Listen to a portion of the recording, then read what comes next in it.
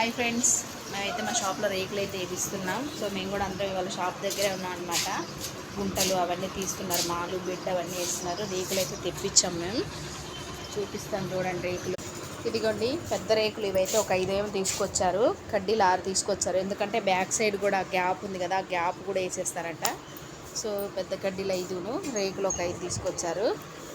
So ఆ తాత వచ్చాడండి, పాపం ఈ వయసులో కూడా గుంటలు తీస్తుండే ఇంత కష్టపడి. ఇదిగోండి కంకర మాలు ఇవైతే తీసుకొచ్చినాం, ఇక్కడే ఉందిగా. ఎంత సిమెంట్ ఇదంతా కలపాలి మాలు.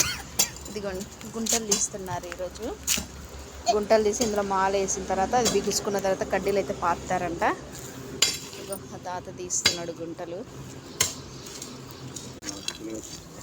ఎంత ఇస్తారు మీకు కూలీ? 750.